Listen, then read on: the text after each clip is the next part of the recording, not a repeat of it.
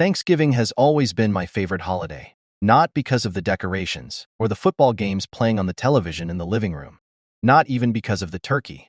It was because Thanksgiving was the one day every year when the whole family gathered under the same roof. No rushed conversations, no quick visits, just a long table, warm food, and the people I loved. I'm Margaret Collins. I'm 68 years old, and I've hosted Thanksgiving dinner in my home for the past 32 years, every single year.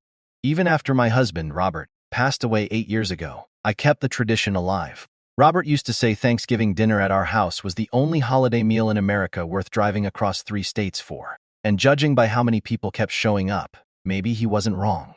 This year, I started preparing 3 days early. The turkey alone took almost 20 pounds of careful planning. I brined it overnight in a large plastic container in the garage refrigerator, just the way Robert had taught me decades ago. By Thanksgiving morning, the whole house smelled like roasted herbs, butter, and fresh bread. The kitchen counters were crowded with dishes. Mashed potatoes, sweet potato casserole with toasted marshmallows, green beans with bacon, homemade cranberry sauce, cornbread stuffing. I even baked 3 pies, pumpkin, pecan, and apple. At my age, cooking a meal like that takes time and patience. My knees complain more than they used to, and I have to sit down every now and then while chopping vegetables. But I didn't mind, because when my grandson Ethan walked through the door later that afternoon, his face lit up the moment he smelled the food. "Grandma," he shouted, dropping his backpack near the door. "Is that your turkey?" I laughed softly. "Of course it is." Ethan ran straight into the kitchen, his brown hair messy from the cold wind outside. "Dad said nobody cooks turkey like you," he said proudly. "Well," I told him, "your grandfather taught me everything I know." Ethan grinned and reached for a dinner roll before I could stop him. "Hey," I said, pretending to be stern. "Those are for dinner." He shrugged and took a big bite anyway. Just then, my son Daniel stepped into the doorway. "Mom," he said with a tired smile, "I see Ethan already found the food." Daniel looked older than his 42 years that day. Work had been hard on him lately, and I could see the stress in the lines around his eyes. "Sit down," I told him gently. "You both drove 2 hours to get here." But Daniel didn't sit. Instead, he glanced toward the front hallway. "They're coming in," he said quietly. And a moment later, Rebecca walked through the front door. My daughter-in-law had a way of entering a room that always drew attention. She was tall, stylish, and always perfectly put together, like she had stepped out of one of those lifestyle magazines people leave on coffee tables. Her dark hair was pinned neatly behind one ear, and she carried a bottle of wine in one hand. "Happy Thanksgiving, Margaret," she said with a bright smile. Her tone was polite, but something in her eyes felt different. I wiped my hands on a kitchen towel and walked toward her. "Happy Thanksgiving, Rebecca." She leaned forward and gave me a quick hug that lasted about half a second. Then she stepped back and looked around the house. "You've been busy," she said, glancing toward the dining room where the long table was already set. "Just the usual," I replied. Rebecca walked slowly into the dining room, examining the plates, the candles, the carefully folded napkins. "You still do everything the old-fashioned way," she said casually. "I suppose I do," I said. Daniel shifted slightly beside me, as if he sensed something uncomfortable in the air, but Rebecca was already smiling again. "Well," she said brightly, raising the wine bottle slightly, "let's get this dinner started." I didn't know it yet, but that Thanksgiving dinner would become the moment my entire family changed forever. By the time everyone arrived, the house was full. My sister Linda came in carrying a bowl of salad. My nephew Mark followed behind her with a 6-pack of beer, already laughing about something I didn't quite hear. The television in the living room was tuned to the Thanksgiving football game, and the commentators' voices mixed with the sounds of people greeting each other for a moment. Everything felt the way Thanksgiving always used to feel. Warm, familiar, comfortable. Ethan ran back and forth between the living room and the kitchen, excited to show everyone the little airplane model I had promised we would build later that evening. "After dinner," I reminded him. He nodded seriously, as if this were a very important agreement. Meanwhile, Rebecca had taken charge of opening the bottle of wine she brought. She stood near the kitchen island, pouring glasses for everyone who walked by. "Cabernet," she announced, holding the bottle up slightly. "Much better than the sweet wine Margaret usually buys." She said it with a smile. A few people chuckled politely. I pretended not to notice. After 32 years of hosting family dinners, you learn that small comments aren't always worth responding to. Still, I could feel Daniel watching me carefully from across the room. I gave him a small, reassuring smile. Everything was fine. At least, that's what I told myself. Soon, it was time to sit down. The dining room table looked exactly the way Robert and I had always set it, white tablecloth. Candles in the center, the large turkey platter placed right in the middle. Everyone took their seats. Ethan sat beside me, swinging his feet under the chair. Daniel and Rebecca sat across from us. Linda and Mark filled the remaining seats. For a few minutes, the room was filled with the comfortable noise of dishes being passed around. "Mom, this stuffing smells incredible," Daniel said as he reached for the bowl. "That recipe is older than you are," I replied with a smile. Rebecca took a small portion of mashed potatoes and examined them for a moment before placing them on her plate. Then she picked up her fork. She tasted the potatoes. Her expression didn't change, but she tilted her head slightly.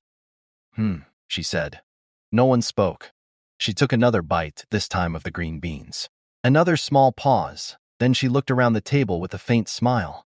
"You know," she said lightly, "it's interesting how traditional this meal is." I wasn't quite sure what she meant, but I kept my voice calm. "Thanksgiving tends to be traditional," I said. Rebecca shrugged. "I just mean some people update their recipes over time." Daniel cleared his throat quietly. "Rebecca," he said gently, but she waved her hand dismissively. "Oh, relax," she said. "I'm just making conversation." She picked up her wine glass and took a slow sip. Then she looked directly at me, and something in her expression made the room feel suddenly colder. "I'm just curious," she continued casually. "Do you actually taste the food before serving it?" No one moved. Ethan looked up from his plate, confused. Daniel shifted uncomfortably in his chair. And for the first time that evening, I realized this dinner wasn't going to stay peaceful for long. Rebecca's question hung in the air. "Do you actually taste the food before serving it?" For a moment, no one spoke. The only sound in the room was the faint noise of the football game from the living room television and Ethan quietly chewing the dinner roll he had been holding. I looked at Rebecca calmly. "Yes," I said gently. "I do." She gave a small shrug, as if my answer didn't really matter. "Well," she said, glancing down at her plate, "I guess taste is subjective." Daniel shifted in his chair. "Rebecca," he said quietly, his voice carrying a warning, but she didn't stop. Instead, she picked up her fork again and poked lightly at the stuffing on her plate. "You know," she continued, "people cook differently now. Less butter, less salt, more modern recipes." My sister Linda tried to lighten the mood. "I think it tastes wonderful," she said quickly, taking another bite. Mark nodded. "Yeah, this is great." But Rebecca only smiled politely, the kind of smile that doesn't reach someone's eyes. "I'm not saying it's terrible," she said. "I'm just saying it's very old-fashioned." Across the table, Ethan looked confused. "Grandma's food is the best," he said suddenly.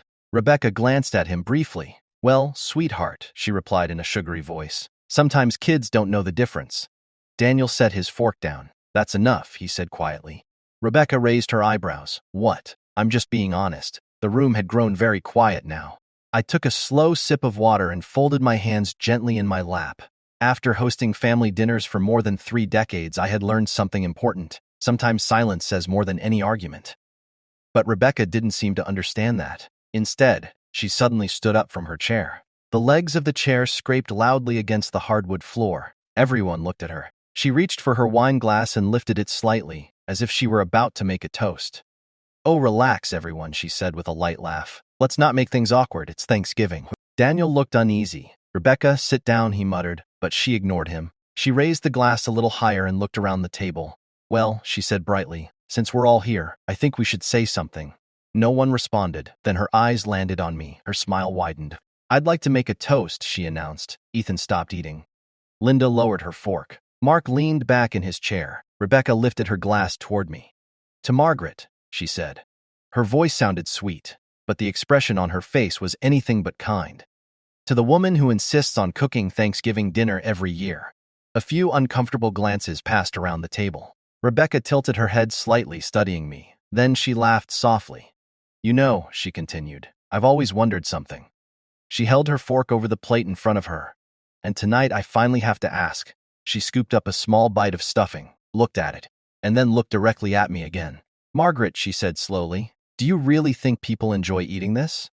Rebecca held the fork in the air, the small piece of stuffing resting on the edge of it. The room had gone completely quiet. I could feel every pair of eyes moving between her and me. "Margaret," she repeated slowly, "do you really think people enjoy eating this?" For a second, I simply looked at her. Not angry, not embarrassed, just calm. My sister Linda shifted in her chair. Mark cleared his throat and took a long drink of his beer. Daniel looked like he wished the floor would open up and swallow the entire dining room. Rebecca, Daniel said quietly, that's enough. But Rebecca didn't sit down instead. She laughed lightly and turned her glass in her hand. Oh, come on, she said. Why is everyone acting so sensitive? Then she looked back down at her plate again. She lifted the fork and smelled the stuffing like someone inspecting something suspicious. I mean, seriously, she continued. It's dry, it's bland. And these green beans are basically swimming in butter. Linda tried to speak again. I actually like. Rebecca raised her hand. I'm just being honest, she said. Ethan looked back and forth between us, clearly confused. Dad, he whispered quietly, why is Mom mad? Daniel rubbed his forehead. She's not mad, buddy, he said softly. Just eat your dinner. Rebecca suddenly set her fork down on the plate with a sharp clink. You know what? She said. She picked up her wine glass again and lifted it higher, as if she had just thought of something amusing. Well, she said brightly, since we're all pretending this is a wonderful meal, her eyes moved directly to me again. Maybe we should make a proper Thanksgiving toast. The way she said it made my stomach tighten slightly. Still, I didn't react. 32 years of hosting family dinners teaches you how to sit through uncomfortable moments without turning them into something worse. Rebecca raised her glass toward the table. To family, she said. A few people slowly lifted their glasses out of politeness. Then she smiled. But more importantly, she continued, to honesty. Daniel's voice dropped lower. Rebecca, stop. She ignored him. Her eyes stayed locked on mine. To Margaret, she said sweetly. To the woman who spends 3 days cooking a Thanksgiving dinner, she paused. Then she looked down at the plate in front of her again, and suddenly, without warning, she scooped up another forkful of stuffing. She stared at it for a second. Then her expression twisted with exaggerated disgust. Oh my God, she said loudly. Before anyone could react, she spat. The piece of stuffing landed back on the plate with a wet sound. Rebecca wiped her mouth dramatically with a napkin. Then she looked straight at me. You call this food? She shouted. Her voice was sharp enough to make Ethan flinch. This is garbage. The word echoed across the table. No one moved. No one spoke. The football announcer on the television in the other room kept talking as if nothing had happened. But at our table, Thanksgiving dinner had just turned into something none of us would ever forget. The word garbage hung in the air like something heavy. No one at the table moved for a moment. I could hear the faint ticking of the kitchen clock on the wall behind me. The football game in the living room continued in the background, the crowd cheering from the television as if they belonged to a completely different world. At our table, everything had stopped. Ethan's fork froze halfway to his mouth. My sister Linda stared at Rebecca with wide eyes. Mark slowly lowered his beer bottle. Daniel looked like someone had punched him in the stomach. Rebecca, he said quietly. But she wasn't finished. She leaned back in her chair and crossed her arms, her napkin still in one hand. I mean it, she continued loudly. This is honestly the worst Thanksgiving meal I've ever had. The words were sharp and careless, thrown across the table like stones. Ethan looked at me. His little face was confused and worried. Grandma, he whispered. I could see the question in his eyes. Why is everyone upset? Why is Mom yelling? Why is Thanksgiving suddenly so quiet? I reached over and gently patted his hand. It's all right, sweetheart, I said softly. Then I picked up my napkin. Rebecca was still staring at me, almost daring me to react. The entire table seemed to be waiting for something, anger, yelling, maybe even a fight. But I simply dabbed the corner of my mouth and placed the napkin back on the table. Then I looked up at her. Calmly, Rebecca, I said. My voice was steady and quiet. If you don't like the food, you don't have to eat it. The simplicity of the sentence seemed to surprise her. For a second, she blinked. Daniel exhaled slowly, as if hoping the moment might pass. But Rebecca laughed. A short, sharp laugh that carried no warmth at all. Oh, please, she said, waving her hand dismissively.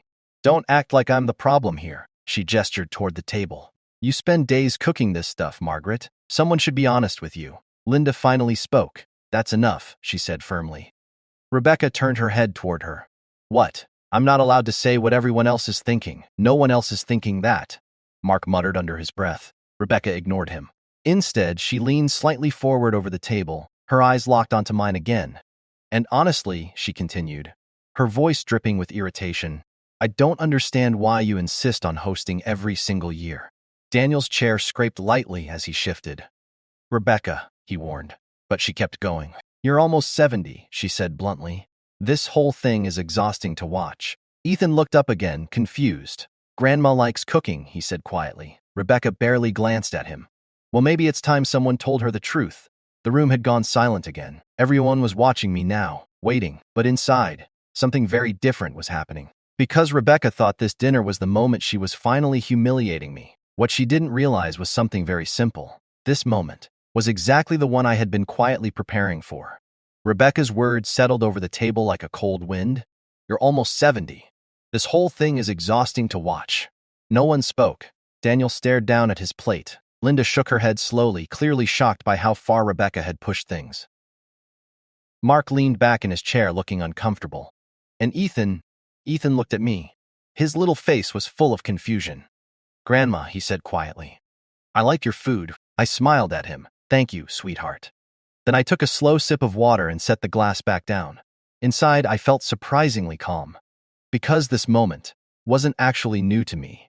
Rebecca probably thought this was the first time she had embarrassed me in front of the family. But the truth was, I had been noticing little things for a long time. Small comments, small looks, small moments that most people might ignore. The first time I really noticed it was about a year earlier. It was a Sunday afternoon, and Daniel had brought Rebecca and Ethan over for lunch. I had made a simple meal: chicken soup, fresh bread, and a small salad. Nothing fancy, just something warm for the family. Rebecca had walked through the kitchen slowly, looking around the way people do when they're quietly judging everything. You still keep the house exactly the same, she had said, running her fingers along the kitchen counter. Yes, I had answered. She glanced toward the backyard through the window. You know, she continued casually, houses like this are worth a fortune now. At the time, I hadn't thought much about it. But over the next few months, the comments kept coming about the house, about the neighborhood, about how much property values had gone up. Once, during another visit, she had even said something that stayed in my mind. You must feel lucky, she told me while standing in the living room. Lucky, I asked. To have a house this big all to yourself. She had smiled when she said it. But there was something behind that smile. Something calculating. That was the moment I started paying closer attention. Not just to what Rebecca said, but to what she didn't say. The way she looked around the house like someone measuring it. The way she sometimes spoke about the future when Daniel wasn't listening. At 68 years old, you learn an important lesson about people. When someone shows you who they really are, you should believe them. So one quiet morning, about 3 months before Thanksgiving, I did something Rebecca never expected. I called a lawyer. And that small decision was about to change everything that happened at this dinner table, 3 months before Thanksgiving. On a quiet Tuesday morning, I drove downtown to a small brick office building on Maple Street.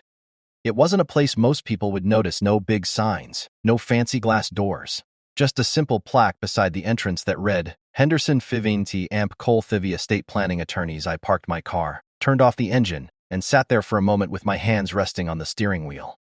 At 68 years old, you learn that some decisions feel heavier than others, but they are still necessary. Finally, I stepped out of the car and walked inside. The receptionist greeted me with a polite smile. Good morning. How can we help you? I have an appointment with Mr. Henderson, I said. A few minutes later, I was sitting in a quiet office across from a man in his early 60s with silver hair and reading glasses resting low on his nose. Mrs. Collins, he said warmly, shaking my hand. What can I do for you today? I folded my hands in my lap. I'd like to review my estate plan, I told him. He nodded.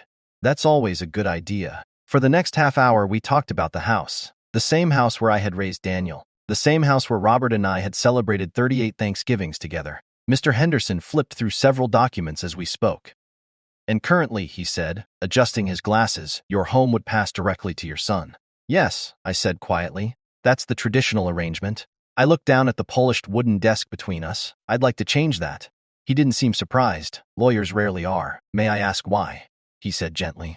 I thought about Rebecca's voice in my kitchen months earlier. Houses like this are worth a fortune now. I thought about the way she walked through the rooms as if she were already imagining where her furniture would go. Then I thought about Ethan, my grandson, the one person in this family who still ran into my kitchen with a smile and asked for a dinner roll before the meal even started. I want to create a trust, I said. Mr. Henderson leaned forward slightly. A trust? Yes. I kept my voice calm. I want the house protected, not sold quickly. Not treated like a prize someone is waiting to claim. He nodded slowly. And who would the trust benefit? I smiled a little. My grandson, Mr. Henderson wrote something down on his notepad. That's a very thoughtful arrangement, he said. Then he explained how it would work. The house would be placed into a legal trust. It wouldn't belong directly to Daniel, and it certainly wouldn't belong to anyone who married into the family. Instead, it would remain protected until Ethan was old enough to decide what he wanted to do with it himself. When the paperwork was finished, Mr. Henderson slid the documents across the desk toward me. "All you need to do," he said, "is sign." I picked up the pen, and without hesitation, I signed my name, Margaret Collins. In that moment, the future of my home quietly changed, and no one in my family had the slightest idea, especially Rebecca. After I signed the papers in Mr. Henderson's office, something inside me became very quiet. Not relieved, just settled. Mr. Henderson placed the documents neatly into a folder and slid it toward me across the desk. "Everything is official now," he said. "Your house is protected under the trust." I nodded. "Thank you." He gave me a thoughtful look over the rim of his glasses. "You'd be surprised," he said, "how many people wait too long to make these kinds of decisions." I smiled politely, but didn't respond. Because the truth was, I hadn't made that decision out of fear. I had made it out of clarity. When you live long enough, you learn to recognize the difference between someone who loves your family and someone who sees your family as an opportunity. When I walked out of the building that morning, the autumn air felt cool and crisp. The trees along Maple Street had already started turning orange and gold. Thanksgiving was only a few weeks away. I drove home slowly, thinking about the years that had passed in that house. Daniel taking his first steps in the living room. Robert teaching Ethan how to throw a baseball in the backyard before he passed away. 38 Thanksgivings around the same dining table. Memories like that aren't something you measure in dollars. When I pulled into my driveway, the house looked exactly the way it always had, quiet, steady, like it was waiting. I sat in the car for a minute before going inside, and I remember thinking something very simple. Rebecca believed she was being clever. She believed no one noticed the way she studied the house every time she visited, the way she casually mentioned property values, the way she spoke about the future like it was already planned. But clever people often make one mistake. They assume everyone else is naive. Over the next few weeks, I continued preparing for Thanksgiving the same way I always had. Rebecca visited twice during that time. Both times she wandered slowly through the house. "Oh, this living room has so much potential," she said during one visit, standing near the fireplace. "Potential for what?" I asked. She laughed lightly. "Oh, you know, renovations, modern furniture, maybe opening up the walls a little." I simply nodded. The second time she visited, she stood at the kitchen window looking out into the backyard. "Daniel told me this property is almost an acre," she said. "That sounds about right," I replied. She smiled. But it wasn't the kind of smile people give when they're admiring something beautiful. It was the kind of smile people give when they think they've already claimed something. But by that point, the papers were already signed. The house was already protected. And Rebecca was still walking through those rooms like someone studying a prize she believed she would eventually win. What she didn't understand was something very simple. The game she thought she was playing had already ended weeks earlier. For a few seconds after Rebecca's last comment, no one at the table moved. "You're almost 70, she had said. "This whole thing is exhausting to watch." Her words were still hanging in the air. Ethan looked down at his plate, quietly pushing a piece of turkey with his fork. Daniel stared at the tablecloth like he was trying to disappear into it. Linda and Mark exchanged uncomfortable glances. And Rebecca sat back in her chair like someone who believed she had finally said what everyone else was too afraid to say. I took another slow sip of water. Then I set the glass down carefully. "Rebecca," I said calmly, "if you're unhappy with the dinner, you're welcome to stop eating." She laughed again. "That's not the point." "Then what is the point?" Daniel asked quietly. Rebecca turned toward him. "The point," she said, "is that someone needed to be honest." She gestured toward the table. "Look at all this. The same food every year, the same house, the same routine." Linda frowned. "That's called tradition," she said. Rebecca shook her head. It's called being stuck in the past." Her eyes moved slowly around the room, the dining room walls, the old wooden cabinet, the framed family photos that had been there for decades. Then she looked straight at me again. "I just don't understand why you keep holding on to everything like this," she said. Daniel sighed. "Rebecca, please," but she wasn't finished. "You could make things so much easier for everyone," she continued. The way she said everyone made something inside me very clear. Rebecca leaned forward slightly on the table. "You've got this big house," she said. "All this space." She gestured vaguely toward the rest of the house. "And you're living here alone." I didn't answer, because now I finally understood where she was going with this.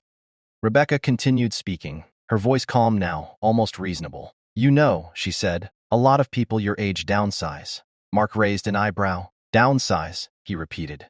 Sure, Rebecca said. Move into a nice condo, something smaller, easier to manage. Then she smiled. And the house could stay in the family. Daniel looked up slowly. Rebecca, he warned, but she ignored him again. Her eyes stayed locked on mine. Daniel and I could move in here, she said plainly. The room went silent again. Even Ethan looked up. Rebecca spread her hands like she had just presented a perfectly logical idea.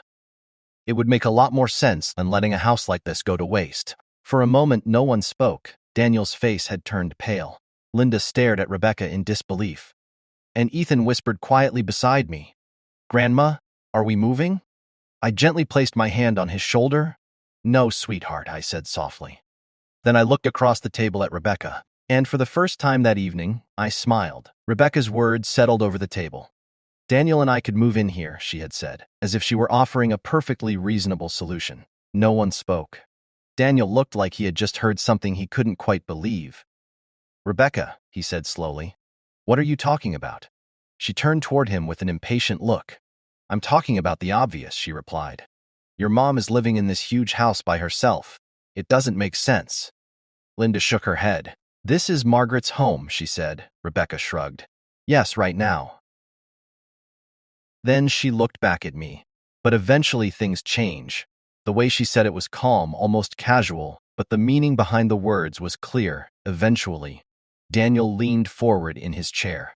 Rebecca, stop, he said quietly. This isn't the time for this conversation. But Rebecca had already decided to keep going. You're acting like I'm saying something terrible, she said. I'm just thinking about the future. Mark let out a quiet laugh of disbelief. The future, he repeated. Yes, Rebecca said firmly. She gestured around the dining room again. Look at this place. The yard alone is bigger than most people's entire property, and the house must be worth, what, 800,000, maybe more. Daniel closed his eyes briefly. Rebecca, but she continued speaking like she hadn't even heard him. It would be smarter if Daniel and I moved in now, she said, before the house gets too hard for Margaret to manage. Ethan looked confused again. Why would Grandma leave her house? He asked. Rebecca softened her voice for him. Because sometimes older people need something easier, sweetheart. I watched her quietly. Her tone sounded gentle, but the calculation behind it was impossible to miss. Daniel finally pushed his chair back slightly. This conversation is over, he said, but Rebecca leaned forward again, her patience clearly gone. No, it's not, she said sharply. Then she turned back to me. You know I'm right, she said. You don't need all this space. She waved her hand toward the hallway leading to the rest of the house. You could sell the place, move somewhere smaller, and everyone would benefit. The word everyone landed heavily on the table. Linda stared at her. Everyone except Margaret, she said. Rebecca sighed dramatically. Why is everyone acting like I'm attacking her? Then she looked directly at me again. Margaret, she said, her voice firm now. Let's be honest for a second. She leaned slightly closer across the table. You're not going to live here forever. The room went completely silent. Daniel looked horrified. Ethan stopped moving entirely. But I simply folded my hands together on the table, then I spoke. Rebecca, I said calmly. There's something you should probably know. Her expression didn't change. Oh, she said. I looked around the table for a moment. Then I met her eyes again. You see, I continued quietly. A few months ago, I made some changes. Rebecca blinked at me. A few months ago. I made some changes, I said again. My voice calm and steady. Daniel frowned slightly. Mom, what kind of changes? I reached for the glass of water beside my plate and took a small sip before answering. I wasn't rushing anymore. For the first time since Rebecca's outburst, the room felt quiet in a different way. Not tense, just attentive. I visited my attorney in August, I said. Rebecca's posture stiffened immediately. My attorney, Daniel repeated. I nodded. I realized something after Robert passed away. I paused for a moment. Even after 3 years, saying my late husband's name still carried a quiet weight. When your father died, this house suddenly felt very large, I continued. But it also reminded me of something important. Mark leaned forward slightly. What's that, Mom? That this house was never meant to be a prize, I said. Rebecca's eyes narrowed. I could see the gears turning in her mind, so I decided to make sure it would never become one. Daniel looked confused now. What do you mean? I folded my hands again. I updated my estate plan, I said simply. Rebecca let out a short laugh, clearly relieved. Oh, that's it, she said. Everyone updates their will, but I shook my head gently. It wasn't just a will. The smile slowly faded from her face. Across the table, Ethan was watching all of us like he was trying to understand a conversation meant for adults. Daniel spoke again, more carefully this time. Mom, what exactly did you do? I met his eyes first, then I answered. I placed the house into a family trust. Rebecca sat up straighter. A trust, she repeated. Yes. Daniel rubbed his forehead. Okay, but what does that mean? It means the house no longer belongs to me personally, I explained. Rebecca blinked again. What? The house belongs to the trust, I continued calmly, and the trust has very specific rules. Linda looked impressed. Well, that's smart, she said quietly. Rebecca ignored her. What kind of rules? She demanded. I didn't raise my voice. In the trust documents, the house can never be sold for personal profit, I said. Rebecca stared at me. Daniel looked stunned. What? It can only remain in the family, I continued. And if no one wants to live here under the conditions of the trust, I paused slightly. Then the house will be donated. Rebecca said sharply. Yes, to who? She demanded. I gave a small, peaceful smile to a local housing charity. The silence that followed was heavy. Daniel slowly leaned back in his chair. You're serious, I am. Rebecca's face had completely changed now, so wait, she said quickly. If something happens to you, Daniel still inherits the house, right? Daniel becomes the trustee, I corrected, meaning? Meaning he manages the house, I said. But he doesn't own it? Rebecca stared at me like she had just heard a language she didn't understand. So he can't sell it. Number, he can't take out loans against it. Number, he can't split the value. Number, her voice rose slightly. Then what's the point of inheriting it? Daniel suddenly spoke. Rebecca, but she kept looking at me. The point, I said gently, is that the house stays a home. Not an investment, not a payday. A home. I looked around the table. This place was built by your father and me. We raised our children here. We celebrated birthdays here. My eyes moved briefly toward Ethan. And now we celebrate our grandson here. Rebecca shook her head slowly. You actually did this? Yes. And you signed the papers already? I did. Her voice dropped into a whisper, so nobody can ever cash it out. No, I said calmly. No one can. The room was quiet again. But this time, Rebecca wasn't the one in control anymore. And for the first time all evening, she had nothing left to say. For a long moment, no one spoke. Rebecca sat frozen in her chair, her fork still in her hand. The anger that had filled the room earlier was gone, replaced by something else entirely. Shock. Daniel was the first to finally exhale. Mom, you really thought this through, he said quietly.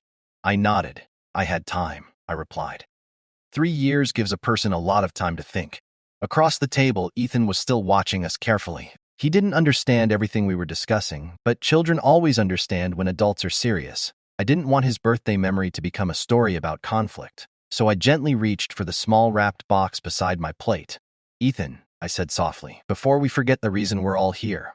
His face immediately brightened again. Oh, my present. The tension in the room loosened just a little. Yes, I smiled. Your present. He hurried over as I handed him the small box. His fingers tore through the paper with the kind of excitement only an 8-year-old can have. Inside was a small silver key. He looked up, confused. A key? Daniel leaned closer to see. I smiled gently. It's not for today, I said. Ethan tilted his head. Then what's it for? I pointed toward the large living room window where the backyard could be seen. That key is for the little wooden shed your grandfather built, I explained. Ethan's eyes widened. The one with the tools, the very same one, I said. When you're older, it will be yours to explore, Mark chuckled softly. Robert loved that shed. Yes, I said quietly. He did. I looked at Ethan again. Your grandfather used to say something about this house. What? Ethan asked. He said a home isn't the walls, I said. It's the people who fill it. The room grew quiet again, but this time the silence felt warm. Daniel rubbed his eyes and laughed softly. Dad really did say that. Linda nodded. All the time. Ethan held the small key tightly in his hand like it was treasure. Can I go see it now? I smiled. After cake. That made him laugh. Okay. He ran back to his chair, already talking about what he might build in the shed someday. Across the table, Rebecca sat very still. She hadn't said another word since I explained the trust. Finally, she cleared her throat. I may have overreacted earlier. Her voice was quieter now. No one rushed to answer, not because we were angry, but because the moment didn't need arguing anymore. Daniel simply said, "Yeah, you did." I didn't feel the need to scold her. Life had already delivered the message more clearly than I ever could. Instead, I stood up slowly and began bringing the pumpkin pie to the table. The familiar scent filled the room. For a moment, it felt like every Thanksgiving Robert and I had ever hosted. The laughter, the noise, the messy, imperfect family gathered around one table. Daniel helped cut the cake. Ethan kept waving his tiny silver key in the air like a trophy. And as I looked around the table, I realized something important. The house was safe. Not because of paperwork, not because of lawyers, but because its real value had never been money. It was this moment, this table, this family, and as long as that remained true, this house would always be exactly what Robert and I built it to be, a home.